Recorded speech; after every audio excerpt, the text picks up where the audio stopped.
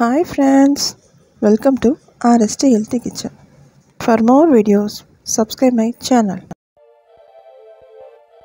வாங்க வீடியோக்குள்ள போலாம். நம்ம இன்னைக்கு பார்க்க போற ரெசிபி வந்து இறால் பிரியாணியும் அதுக்கு சால்னாவும் பார்க்க போறோம். ஃபர்ஸ்ட் நம்ம இறாவை க்ளீன் பண்ணிக்கலாம். இறா க்ளீன் பண்றது கஷ்டமா இல்ல. இப்போ நம்ம கத்தியை வச்சு மேலே ஒரு கீறல் போட்டாலே அந்த இருக்கிற அழுக்கு வந்துரும். மேலே இருக்கிறது வந்து எடுத்தா பத்தாது, கீழே இருக்கிறதும் எடுக்கணும். அப்பதான் உடம்புக்கு நல்லது.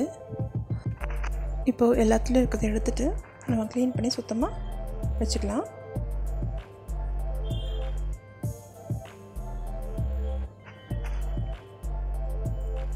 இப்போ க்ளீன் பண்ண இறால ஒரு 1/4 ஸ்பூன் மஞ்சள்தூள், 1/4 ஸ்பூன் மிளகாய்த்தூள், தேவையான உப்பு சேர்த்து நல்லா கலந்து ஒரு பக்கம் வச்சுக்கோங்க.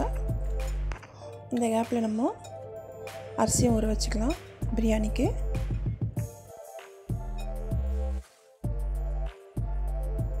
இப்போ அடுப்பில் குக்கர் வச்சு அதில் 4 டேபிள் ஸ்பூன் எண்ணெய் விட்டுக்கோங்க. எண்ணெய் காஞ்சதும்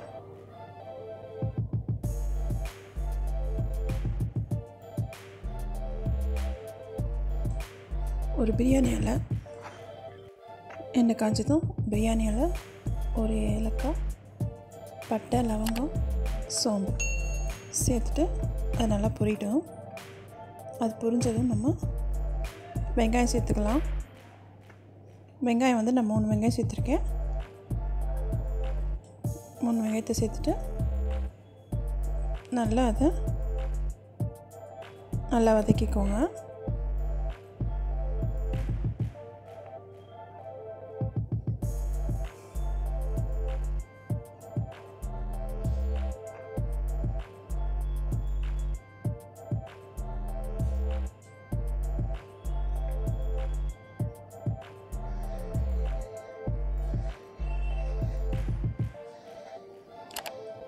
நல்லா வதங்கினதும் ஒரு 1/4 ஸ்பூன் மஞ்சள்தூள், தேவையான உப்பு சேர்த்துட்டு ஒரு தடவை கலந்து விட்டுக்கோங்க.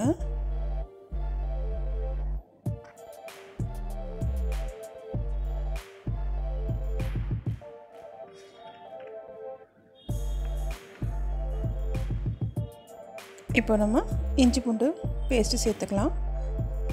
2 டேபிள் ஸ்பூன் இஞ்சி பூண்டு பேஸ்ட்டு. இஞ்சி பூண்டு எல்லாம் சமமாக தான் எடுத்துருக்கு. அதை நைஸாக அரைச்சி நம்ம சேர்த்துக்கிறோம். அப்புறம் வாசனைக்கு கொத்தமல்லியும் புதினாவும் சேர்த்துக்கலாம். சேர்த்துட்டு நல்லா கலந்துக்கோங்க.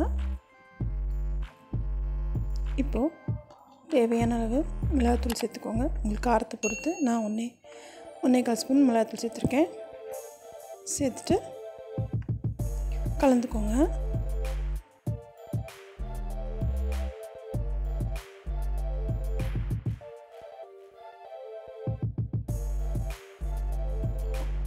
இப்போ நல்லா கலந்துட்டு நம்ம தக்காளி சேர்த்துக்கலாம்.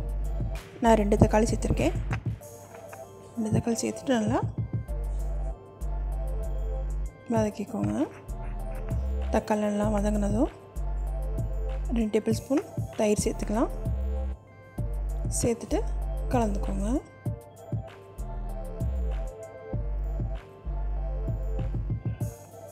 அது நல்லா எண்ணெயெல்லாம் பிரிஞ்சு வந்திருக்கு.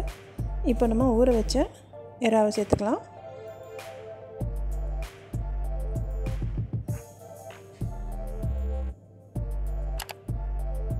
சேர்த்து நல்லா கலந்துக்கோங்க.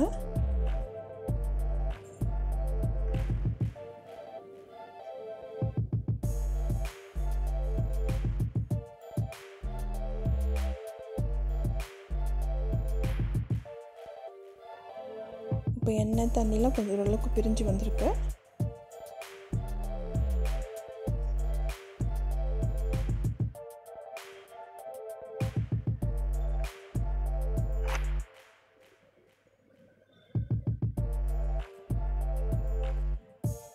இப்போ இதில் தேவையான தண்ணி சேர்த்துக்கலாம்.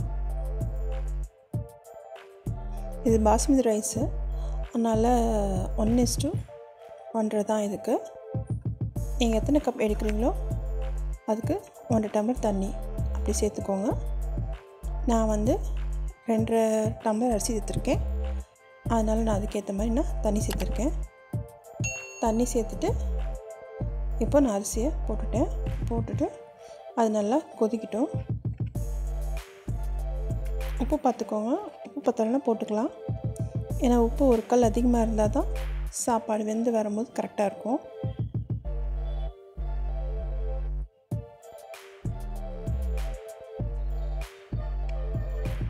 இப்போ நல்லா கொதிச்சிடுச்சு.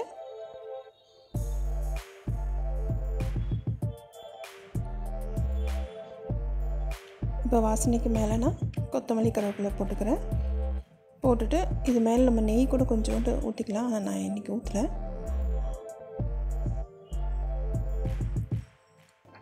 இப்போது குக்கரை மூடிக்கலாம். குக்கர் ப்ரெஷர் வந்ததும் சிம் பண்ணிவிட்டு நம்ம விசில் போட்டுக்கலாம். ஒரு 15 நிமிஷம் அப்படியே அடுப்பில் இருக்கட்டும் சிம்மில். அதுக்குள்ளே நம்ம சால்னா பண்ணிக்கலாம். அதுக்கு அடுப்பில் ஒரு பாத்திரத்தை வச்சுட்டு 2 டேபிள் ஸ்பூன் எண்ணெய் விட்டுக்கோங்க. கொஞ்சமாக சின்ன வெங்காயம், ஒரு 1/4 ஸ்பூன் சோம்பு, பட்டை, லவங்கம், கொஞ்சமாக முந்திரி, கொஞ்சமாக உடைச்ச கடலை, ஒரே ஒரு காஞ்ச மிளகாய் சேர்த்துட்டு இதோட கொஞ்சமாக தேங்காய் துருவலும் சேர்த்துக்கிறேன். சேர்த்துட்டு நல்லா வதக்கிக்கோங்க. நமக்கு எவ்வளோ சால்னா தேவையோ அதுக்கேற்ற மாதிரி தான் இது அளவு. நீங்கள் அதிகமாக வேணும்னா தேங்காய் மற்றதெல்லாம் கொஞ்சம் அதிகமாக சேர்த்துக்கோங்க. அது நல்லா நைஸாக அரைச்சி ஒரு பக்கம் வச்சுக்கோங்க. இப்போது அடுப்பில் ஒரு கடாயை வச்சுட்டு எண்ணெய் விட்டுக்கோங்க. எண்ணெயில் சோம்பு கொஞ்சமாக சேர்த்துட்டு ஒரு வெங்காயத்தை நல்லா வதக்கிக்கோங்க. தேவையான உப்பு, மஞ்சள் சேர்த்து வதக்கிக்கோங்க. கொஞ்சமாக இஞ்சி பூண்டு பேஸ்ட்டு, 1 ஸ்பூன் மிளகாத்தூள் சேர்த்து நல்லா பச்சை வாசனை போகிற வரைக்கும் வதக்கிட்டு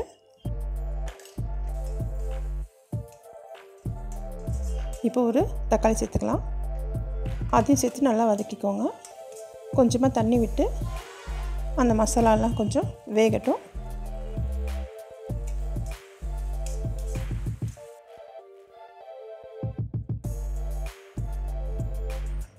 வெங்காயம் தக்காளிலாம் வெந்து நல்லா வந்ததும் நம்ம அரைச்சி வச்சு பேஸ்ட்டை சேர்த்துக்கலாம். சேர்த்துட்டு ஒரு தடவை கலந்துக்கோங்க. இப்போ இந்த மிக்சர்லேயே ஒரு 2 டம்ளர் தண்ணி விட்டு அதையும் கலந்து நல்லா சேர்த்துக்கோங்க. சேர்த்துட்டு அது நல்லா கொதிக்கட்டும். சிம்லேயே வச்சு நல்லா கொதிக்க விடுங்க. அந்த மசாலா பச்சை வாசனைலாம் போட்டும் நல்லா கொதிக்கட்டும். நல்லா கொதிச்சதும் வாசனைக்கு கொத்தமல்லியில் சேர்த்துட்டு இறக்கிட வேண்டியது. அவ்வளோதான், நம்ம சுவையான சால்னா ரெடி ஆயிடுச்சு. இப்போ நம்ம பிரியாணி பார்க்கலாம் எப்படி இருந்திருக்குன்னு. 10 நிமிஷம் ஆயிடுச்சு. ஒரு 5 நிமிஷம் ப்ரெஷர் இறங்கினோடனே நான் இப்போ திறக்கிறேன். சுவையான இறால் பிரியாணி ரெடி ஆயிடுச்சு. இறால் பிரியாணியும் சால்னாவும் உங்கள் வீட்டில் செஞ்சு பார்த்துட்டு உங்களோட ஃபீட்பேக்கை சொல்லுங்கள். இது மாதிரி வீடியோஸ் உங்களுக்கு வேணும் என் சேனலை சப்ஸ்கிரைப் பண்ணுங்கள், லைக் பண்ணுங்கள், ஷேர் பண்ணுங்கள், கமெண்ட் பண்ணுங்கள், பக்கத்துக்கு பெல் ஐக்கானை கிளிக் பண்ணுங்கள். தேங்க்ஸ் ஃபார் வாட்சிங்.